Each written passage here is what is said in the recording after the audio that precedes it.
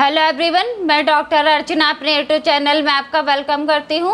आज हम बात करेंगे इरिटेबल बॉवल सिंड्रोम के ऊपर, IBS के ऊपर। वीडियो स्टार्ट करते हैं। इरिटेबल बॉवल सिंड्रोम ये बहुत ही कॉमन बीमारी है, ये बहुत सारे लोगों में ये पाई जाती है।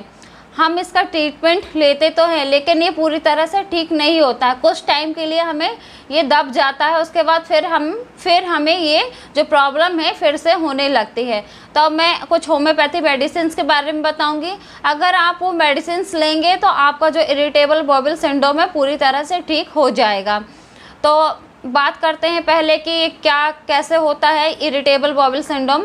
हम जो खाना खाते हैं वो खाना हमारे पेट में जाता है। पेट में जाने के बाद हमारी स्मॉल इंटेस्टाइन लार्ज इंटेस्टाइन में जाता है। जो स्मॉल इंटेस्टाइन मतलब हमारी छोटी आंत और लार्ज इंटेस्टाइन मतलब हमारी बड़ी आंत। ये हमारी बॉडी का एक पार्ट है जहाँ पे खाना पचता है। तो जो स्मॉल इंटेस्टाइन होती है वहाँ पर हमारा 90% खाना पच जाता है। जो खाना पच जाता है तो उसमें से जो न्यूट्रेंट निकलता है वो हमारी बॉडी में चला जाता है। और जो 10% जो खाना बचता है वो जाता है हमारी लार्ज इंटेस्टाइन में, मतलब बड़ी आंत में। वहाँ पे जाने के बाद क्या होता है कि वो खाना जो पचता है तो उसमें से जो वाटर एब्जॉर्ब हो जाता है, जो न्यूट्रेंट निकलता है तो वो भी एब्जॉर्ब हो जाता है। जो वेस्ट मटेरियल होता है हमारा, मतलब जो मल होता है, वो हमारा लार्ज इंटेस्टाइन से होते हुए हमारे एनस से निकल जाता है। ये होती है नॉर्मल प्रोसेस हमारी डाइजेशन की। तो क्या होता है इसमें कि जो हमारा लार्ज इंटेस्टाइन है वहाँ पे प्रॉब्लम होने लगती है। लार्ज इंटेस्टाइन में सिकुड़न होने लगती है और उसके साथ क्या होता है कि सूजन होने लगती है लार्ज इंटेस्टाइन में, जिसके कारण क्या होता है कि जो मल होता है, जो हमारा खाना होता है वो सही से डाइजेस्ट नहीं हो पाता है और पेशेंट को प्रॉब्लम होने लगती है। कहीं लूज मोशन होने लगता है, कहीं कॉन्स्टिपेशन होने लगता है, पेट में दर्द होने लगता है।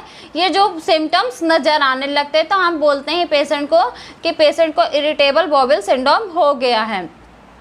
अब हम बात करते हैं कुछ सिम्टम्स के ऊपर। तो फर्स्ट सिम्टम्स नज़र आता है वो होता है कॉन्स्टिपेशन। जो कॉन्स्टिपेशन होता है तो उसमें क्या होता है कि जो पेशेंट होता है उसको बिल्कुल भी भूख नहीं लगती है, ना भूख लगती है।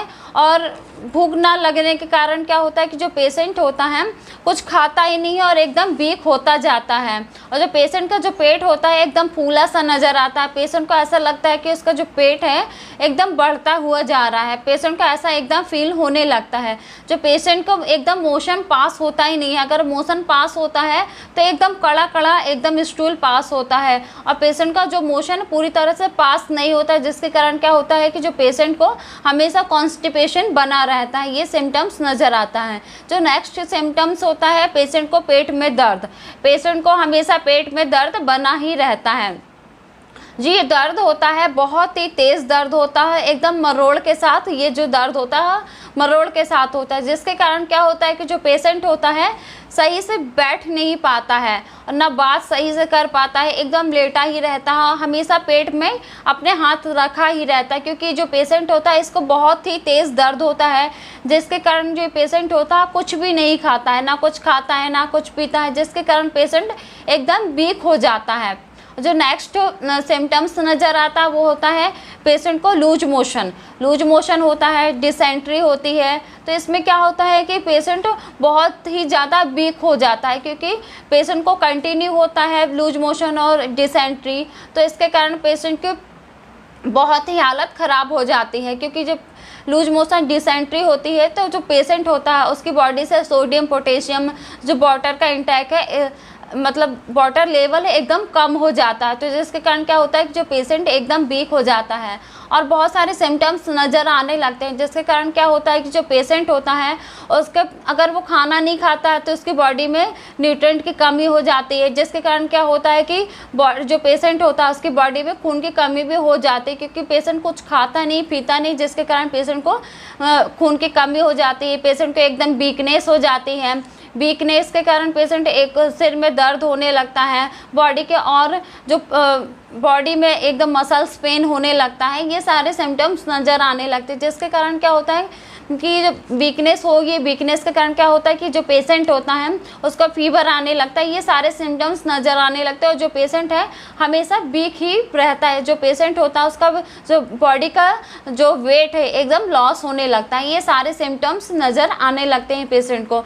तो ये सारे सिम्टम्स को देख के और जो पेशेंट की हिस्ट्री है, पेशेंट की हिस्ट्री को देख के हम बोलते हैं कि पेशेंट को इरिटेबल बॉवल सिंड्रोम हो गया है। कि अगर हम पेशेंट की पूरी हिस्ट्री लेते हैं कि पेशेंट क्या खाता है, क्या पीता है और पेशेंट को क्या क्या सिम्टम्स नज़र आ रहे हैं, तो उसके अकॉर्डिंग हम पेशेंट को बोलते हैं कि पेशेंट को इरिटेबल बॉवल सिंड्रोम हो गया है। अब हम बात करते हैं कुछ होम्योपैथी मेडिसिन के ऊपर। जो होम्योपैथी मेडिसिन बता रही हूँ मैं, अगर आप इस मेडिसिन को लेंगे तो ये बहुत ही अच्छा वर्क करेगी।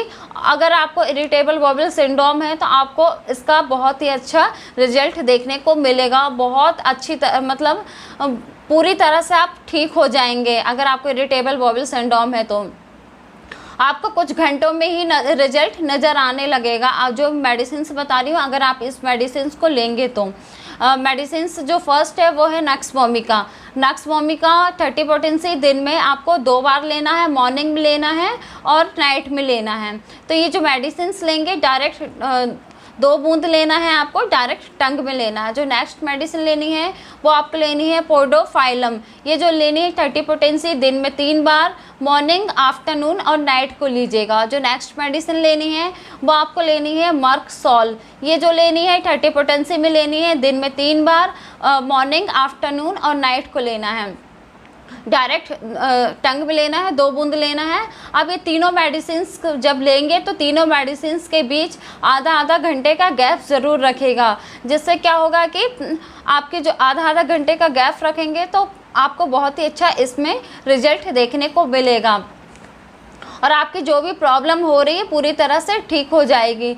जो क्योंकि बहुत सारे रीजन्स होते हैं आपके इरिटेबल बॉवल सिंड्रोम के।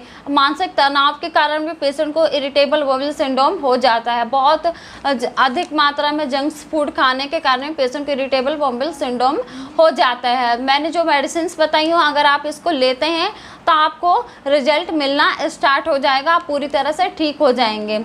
ये जो इरिटेबल जो बॉवल सिंड्रोम होता है ये धीरे धीरे करके बढ़ता जाता है, जिसके कारण क्या होता है कि जो पेशेंट है उसमें सिम्टम्स नज़र आने लगते हैं और पेशेंट